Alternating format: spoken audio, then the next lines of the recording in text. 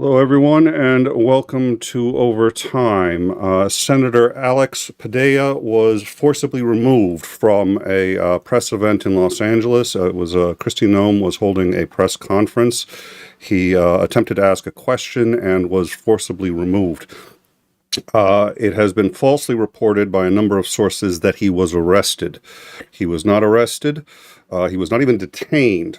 He was held. And what that really means is that he was cuffed. They determined his identity. And once his identity was confirmed, they released him. So what exactly did happen and how bad is it and why? My view on all of those, it may be different than, it's certainly different from the trending opinion, but it's worth covering, and I think it's worth looking at a number of rather important details. So first, we are going to show you what we have of the event, and I would honestly like an extra 5 seconds in the beginning because I think it's very hard to determine what really happened. When this started recording, clearly, I mean, there should be another recording somewhere of the entire event, and you can hear what he first said and or when he first started speaking. We don't know exactly. We're close, but the first 5 seconds prior to this, I think, is important, but we'll get there. So we're going to play now the, let me just make sure that we got this, the right one queued up because we've got a couple of clips for you today. So this is the clip of him asking a question and then being confronted by security. Here we go. Oh, you know what? The audio may be a little low, so let me quickly boost the audio here, and let's go. Sir, hands up, hands up. I'm Senator Alex Padilla. I have questions for the secretary because the fact of the matter is a half a dozen violent criminals that you're rotating on your. I also want to Hands up. how many of our ICE agents have been docked. On the ground. On the ground. Hands behind your back. Hands behind your back. If you let my hands, go ahead, put them behind my back. All right. Cool. Other hand. Lay flat. Lay flat. Other hand, sir. Other hand.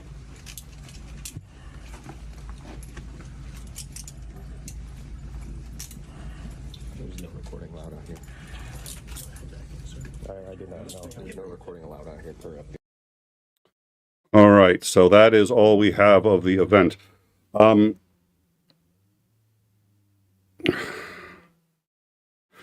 I'd like to, because there are some elements here I'm critical of, I'd like to play his press briefing in full that occurred afterwards, so that there's a chance to hear his version of events, and then I'd like to break down what is being said by members of the Democratic Party, the Senate leader, and a few other people, and try to put this into some context. This was his press briefing immediately after the event. Again, I think it's about 5 minutes. Let me check on that. It's 6.5 minutes. We will play this in full.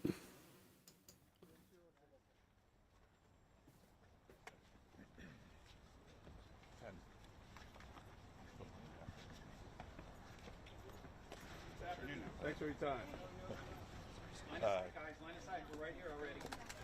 Line aside, guys. Well, good afternoon, everybody. Never put your hand on me.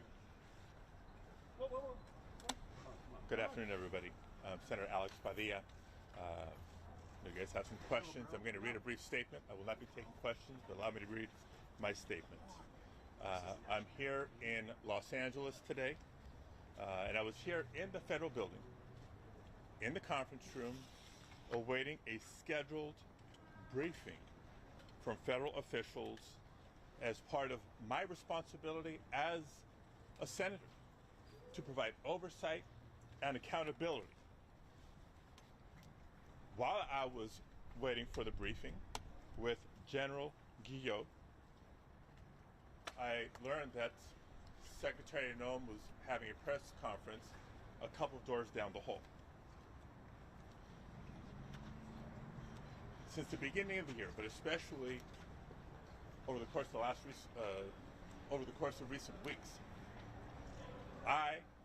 several of my colleagues, have been asking the Department of Homeland Security for more information and more answers on their increasingly extreme immigration enforcement actions. And we've gotten little to no information in response to our inquiries. And so I came to the press conference to hear what she had to say, to see if I could learn any new additional information. And at one point, I had a question. And let me emphasize, just as we've emphasized the right for people to peacefully protest and to stand up for their First Amendment rights, for our fundamental rights. I was there peacefully. At one point, I had a question. And so I began to ask a question. I was almost immediately forcibly removed from the room.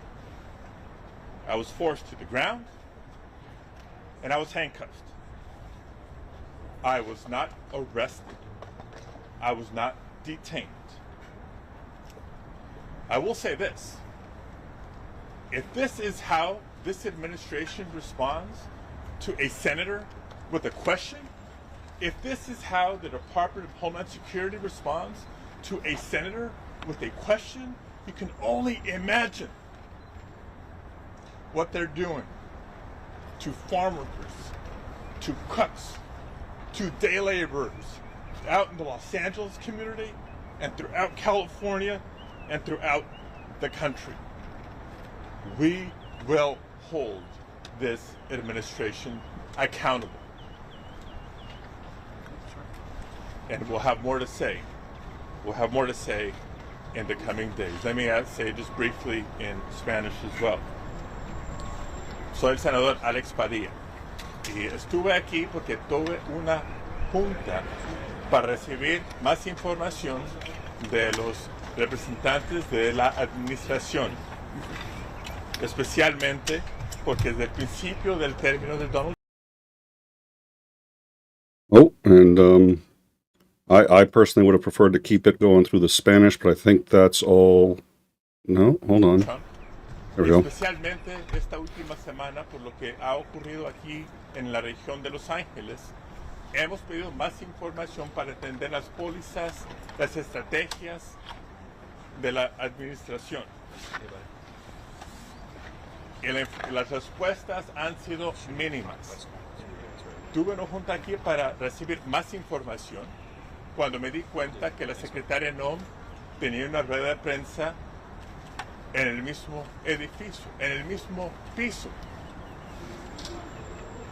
Calmamente fui a escuchar para ver si podría aprender algo nuevo sobre los esfuerzos, las acciones del departamento. A un punto de la rueda de prensa, traté de hacer una pregunta. Muy calmado, todo tranquilo, tuve una pregunta y casi inmediatamente los agentes me sacaron, me forzaron de la sala. Primero me hicieron hincar, después completamente al piso me pusieron esposas. No me arrestaron, no me detenieron. Pero una gran pregunta es esta. Si esta es la reacción a un senador con una pregunta, imagínense lo que están haciendo con cocineros, jornaleros, campesinos y otros inmigrantes no violentos en la comunidad de Los Ángeles, en otras áreas del estado de California y en el país. No voy a tomar preguntas en este momento, pero sí quise explicar lo que ocurrió y tendremos más que decir en los días que vienen. Just want to once again for not just the community here in Los Angeles, but throughout the country. Because there is a lot of concern, there is a lot of tension, there is a lot of anxiety, and a lot of people are beginning to make plans for what they may or may not do come this Saturday. I encourage everybody to please peacefully protest, just like I was calmly and peacefully listening in that press conference and preparing, attempting to ask a question. Why did you No interrupt? violence, Senator, no vandalism. Please continue peacefully protesting, and that's all I will have to say today. Thank you very Senator, much. can you give us any insight what you and the secretary said afterwards? Come in and do that. Why did you disrupt it? All right, so that is the press conference he held shortly thereafter. So, Noem's office has put out a statement saying that initially he was actually stopped by Secret Service. We're going to take a look at that in a minute. The police then came in. I mean, there were police there, but the police were not the first to engage him. It was actually Secret Service because he was getting too close and because he was shouting. He had raised his voice very much above the level of everybody else, and they were concerned. I would like to point out one thing. For me, the objection isn't that they treated a U.S. senator this way. It's that they would treat any American this way. And that may seem like a fine point or distinction and an unimportant one, but I would like to point out he was not supposed to be there. He was in a conference hall next door and decided to show up unannounced. He was not wearing any credentials, which means unless you knew he was a senator, nobody knew he was a senator. Now, I'm not saying that senators should get special treatment. Again, the question is, how do they treat people in general? But I get mildly concerned when he says, well, this is how they treat a senator. Did they know that? I'm sure a number of people in the room may have known that. I'm not sure the arresting or the officers that were engaged and or even the Secret Service knew that, even if he was their senator. I know more about the government than most people, than your average citizen, and at least one of my senators I probably couldn't pick out of a lineup. So he had no credentials whatsoever. So I do think it's disingenuous to try to say, well, gee, this is how they treated a senator. For all they knew, this is how they treated somebody who was admittedly asking a question, but I think also interrupting. And in general, if you heckle or interrupt during press briefings, you can get ejected. And if you're not wearing credentials that identify who you are, that makes it more likely. I'd like to once again play the initial clip here. Let's start. Okay, so by this point, the first person who appears to have a hand on him, I can't tell if that's an officer or not, but his pants suggest not. But he was approaching her, and he was shouting.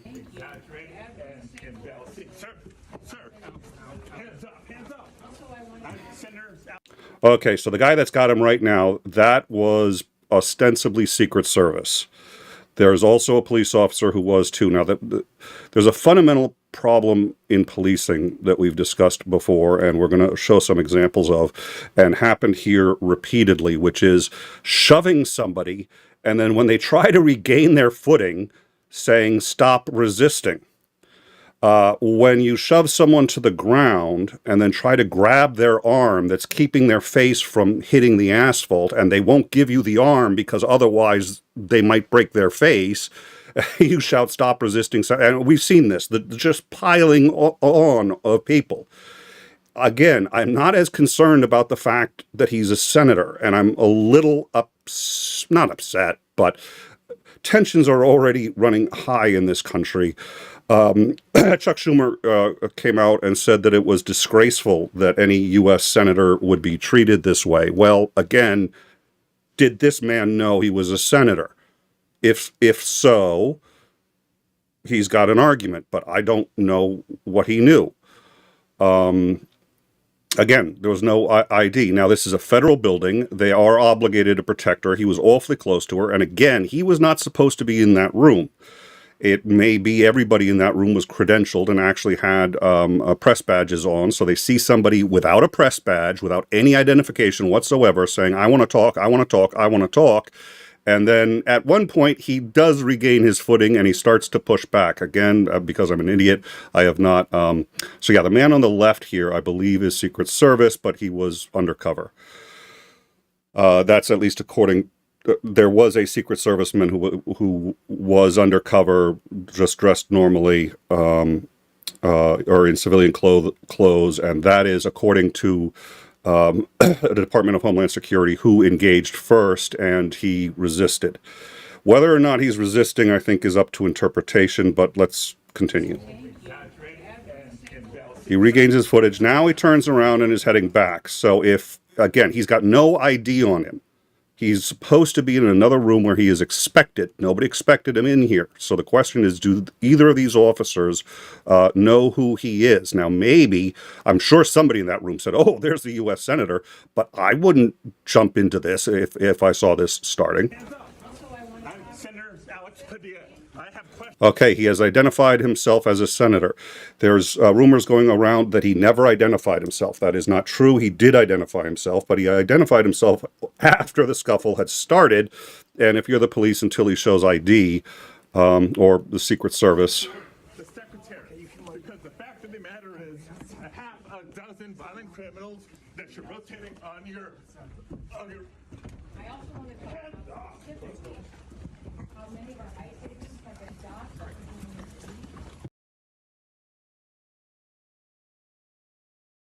No worries, broadcast cat. Thank you for that. Yeah, I suspect the gain is too high. I'm also running a fan in the background, which I'll work on that. Thank you. All right. He is now clearly no longer resisting. On the ground. On the ground.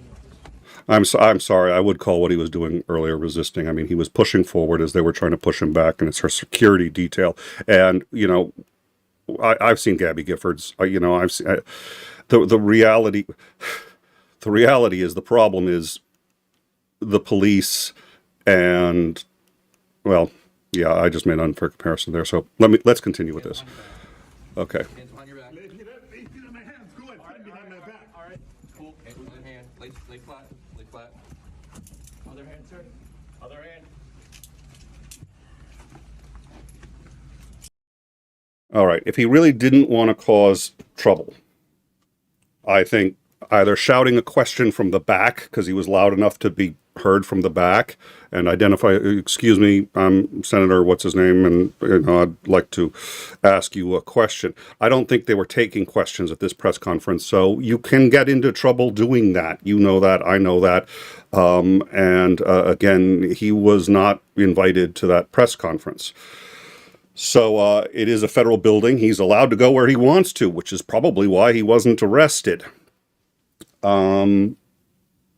I will say the biggest problem with that is, I think there were ways to stop him without shoving him into chairs.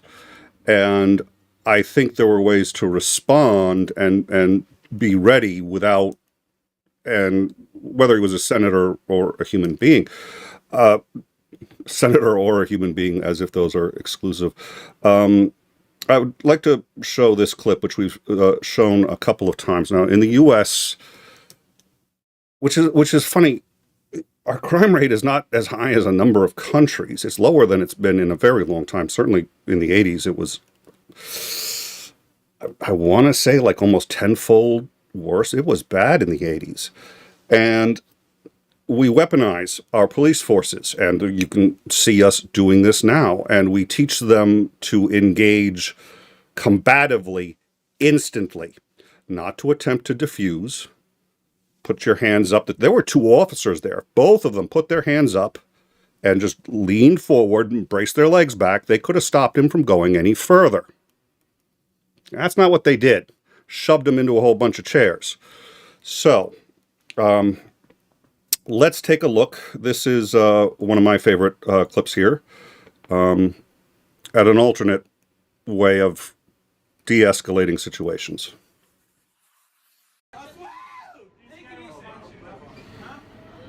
Punching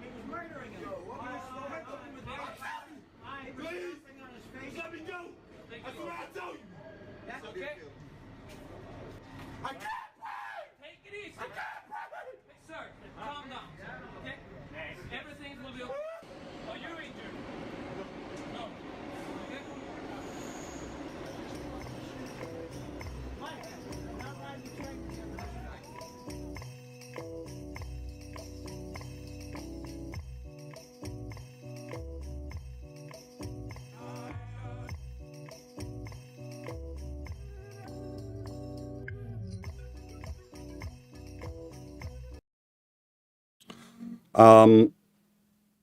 And as many Americans know, most British police officers don't carry firearms.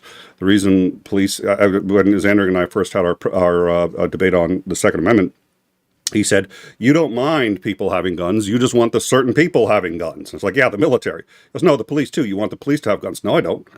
I do not want the police to have guns. I think if you ask most people in this country, I think if you ask most black people in this country, they'll say they'd rather the police not have guns. The reason we arm our police is because we arm our criminals. So if you're gonna arm your criminals, you kind of have to arm your police. It's just one of those things. So I object to arming the police, but we have to, because we have decided to be a country that's going to arm our criminals. So, and whether that can be avoided or how is a debate for another time. But we also don't pay police as well as we should, and that is a concern, because what that means is sometimes we scrape the bottom of the barrel, and we get people who are interested in being bullies, who are interested in being authoritarian, and they take that out on their on citizens. And we have had a policing problem in this country for a very long time. We had Pat Lowinger on to discuss policing in the U.S. It's one of our few thumbnails that doesn't have a title. It's just a blue American flag. But if you see that, I think that may open your eyes to a number of extraordinarily serious policing problems that we have in this country. I would like to show you this briefly. We're not going to get into this too much. We've discussed this before.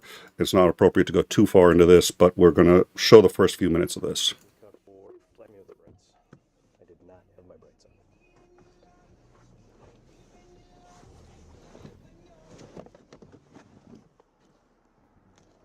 This is both from the, this is a 17-year-old boy coming back from his girlfriend's house. He has been pulled over by the police for flashing his lights. You're going to see a split cam between him and the police officer's body cam. Hey, driver's license, registration, proof of insurance, please. Pulled you over today because you flashed me. I didn't even have my brights on. Yes, you did, sir. Nope, I didn't, partner. I'm telling you, because when I turned around, I couldn't see. I could not see. I didn't have them on, all right? Dude, trust me. I know. Trust me, okay? I did not have them on. When I turned around, I flashed them on to show you that they weren't on. Well, you turned them off when you came around. No, I didn't. Driver's license, registration. Driver's license, registration, proof of insurance, please. I did not have them on. I did not. Driver's license, registration, proof of insurance, please. I don't even know you're an officer. 3 forms of identity. Driver's license, registration, proof of insurance, please. You've been pulled over. My name is Sergeant Frost. My name is Sergeant Frost with the 𝐒𝐴 County Sheriff's Office. Can I see your badge number? You cannot see my badge number.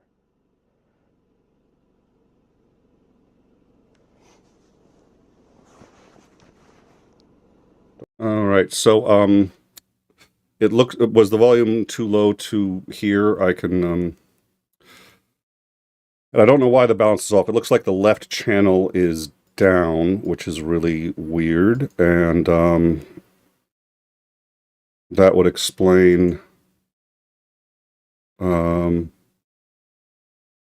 So let me try. We're going to try this one more time. If you listen to the police officer, he sounds like a delightful man. I wish there were more police officers that were as polite as this one. Let's try this again, and please let me know if you can hear it. Code 4, flag me with the brights. I did not have my brights on.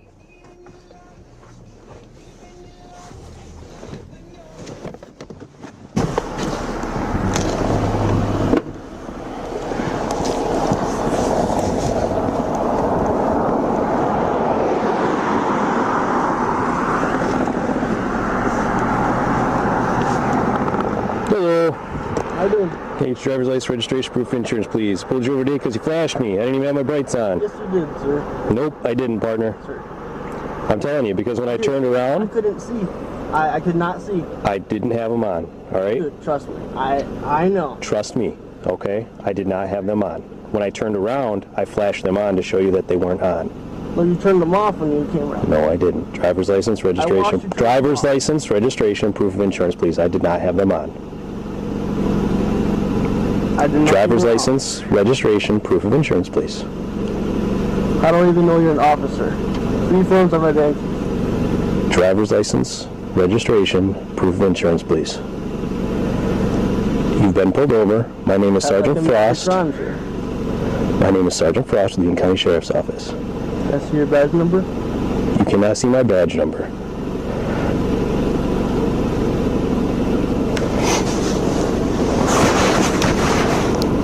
.372, start me another car, please.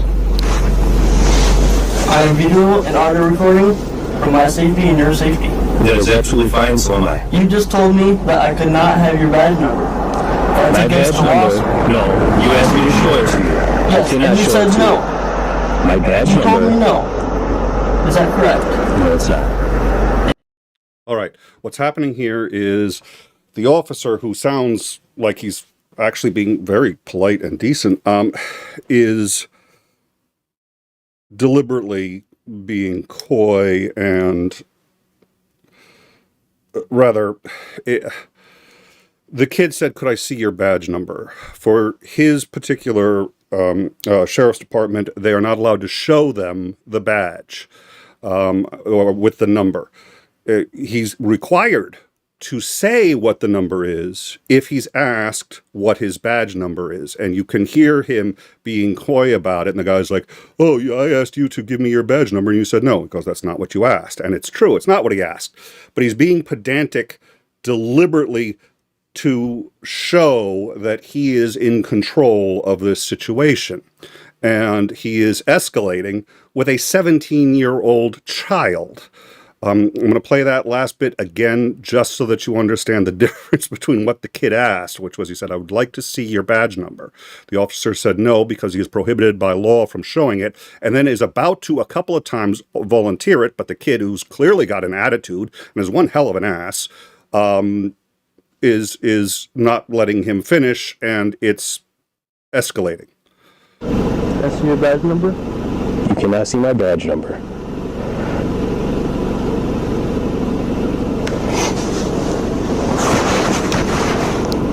.372, start me another car, please. I am video and audio recording for my safety and your safety.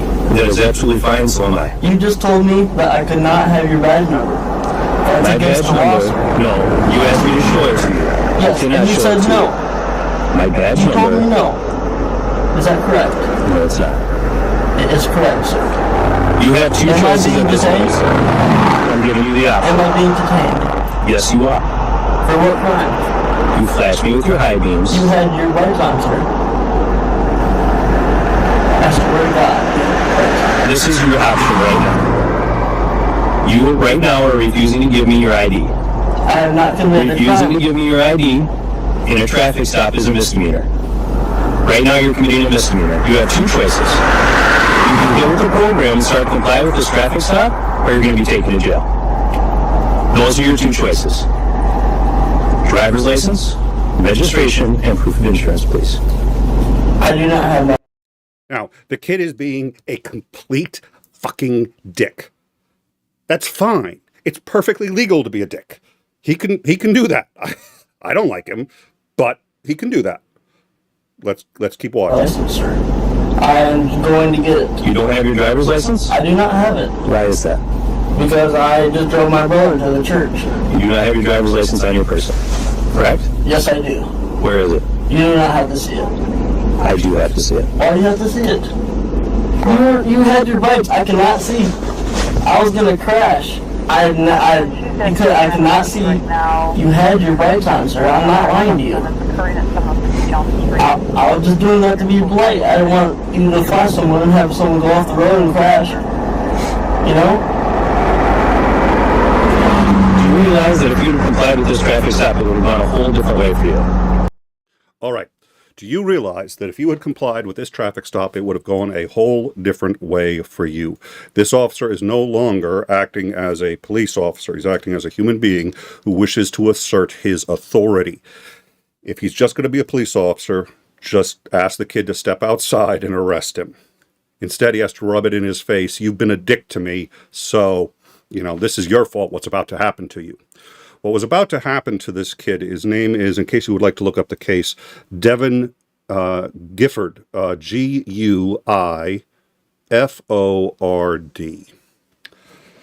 The kid came out.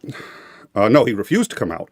The officer then reached in, opened the door from the inside, pulled it out, yanked the kid out. A scuffle ensued. He said, "Stop resisting or I will taser you."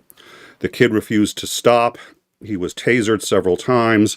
The kid was slowed down, but got up, ran, and was shot and killed by 3 bullets to the back. That traffic stop right there. And we've seen this too many times. The police officer was brought up on charges. He was found not guilty and continued to work as a sheriff, having shot a 17-year-old in the back for being a dick. And that's what the kid died for.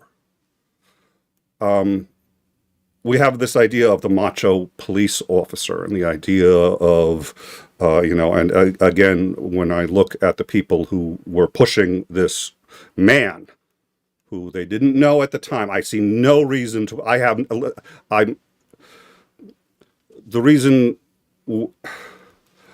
a sneaking suspicion that there's a number of left-wing channels out there right now going, oh my God, they did this to a senator. And the senator said, if they can do this to a senator, imagine what they can do to you. They didn't know. I find it highly credible that they didn't know he was a senator. He had no ID on him. He didn't identify himself until after the pushing and shoving had started.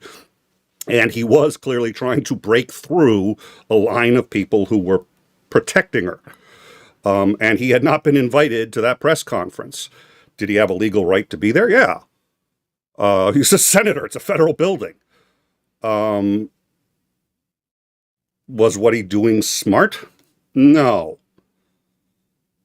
Should it have been handled differently by the police? Yeah, although I'll note one of the 3 officers, when they were putting him to the ground, recognized the problem, and as they got his shoulder down so that he was putting his weight on his shoulder, then took the arm out, because he was saying, I can't, if I take my arm out, and we've seen this, where people are accused of resisting. They're not resisting, they're trying to keep from their face hitting the pavement. And you see that in the beginning with this, he gets shoved, he tries to stand up, and they're like, oh my God, he's coming at us. Backwards? Really? But then he turned around and started heading towards the podium. And if your job is to protect the life of a senator, congressman, anything like that, again, the guy's got no ID. So what troubles me about this is not what we're hearing from Chuck Schumer. How could a senator be handled this way? Well, he walked into a press conference with from Homeland Security and didn't identify himself. And then started asking loud questions and heading straight towards the podium. He could have asked the questions from the back. I heard he was loud. The question is, how could our police, he's cuffed, he was cooperating, and this happens every day, and this is what we're seeing in all of the protests. So I wanted you to see his response, see the footage. We're going to play it one more time because it's only a minute. If you disagree, fine. I'm not here so that everybody agrees with me. But we're seeing, again, a lot of tensions are already rising, and people are like, oh my God, it's totalitarianism. They're not letting a senator speak and ask a question. Well, when I'm half of the mind that when Biden was talking to Congress and Marjorie Taylor Greene stood up and started heckling him, she should have been kicked out. They should have taken her out. That was the State of the Union. It's not show and tell time.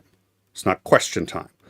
So I don't know what the rules were for that particular venue, but again, he admitted he wasn't supposed to be there. So we're going to play it one more time. You now know he was not arrested. He was not detained. He was released. They have exchanged phone numbers. And he has said that he is going to speak with her. I'm trying to find, let's see.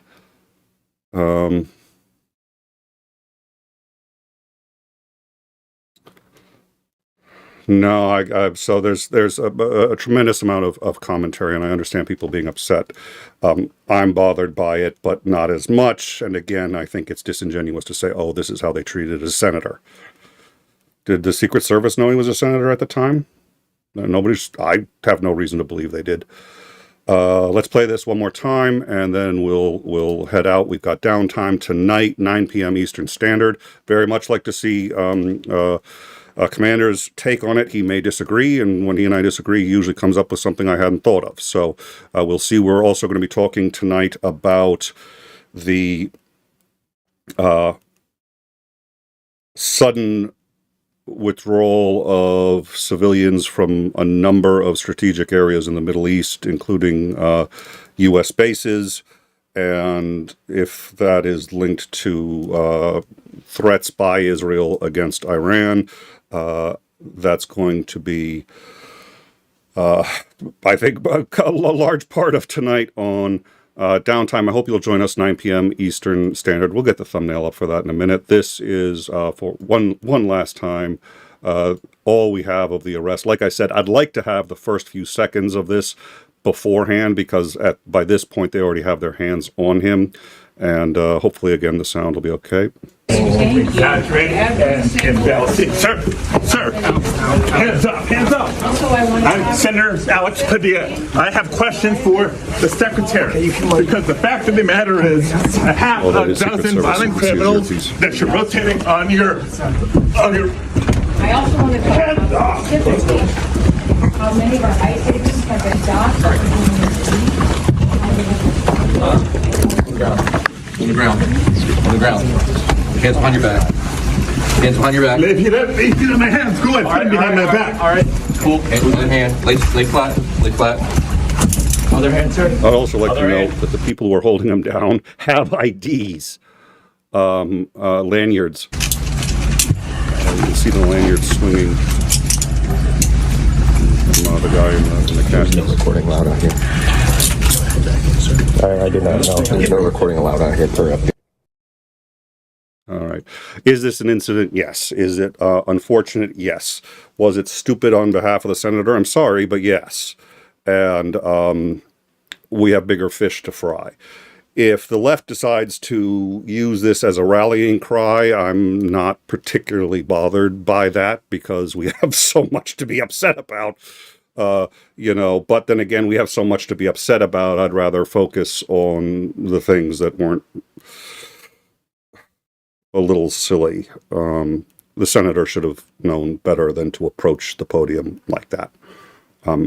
Again, Gabby Giffords, things change after Gabby Giffords. They don't let you go up. I mean, it's a federal building. Everybody in there has been screened. Having said that, this was the Secret Service. U.S. Secret Service was who first interceded. And I highly doubt they knew he was a senator. Anyways, that's it. That is as much as we have on it and I have on it. So hopefully you at least have enough to make up your own mind. If you disagree, like I said, I'll ask our commander and we'll see what he says, or you can yell at me on the Discord. Downtime tonight, 9 p.m. Eastern Standard Time. Look forward to seeing you there. Thank you.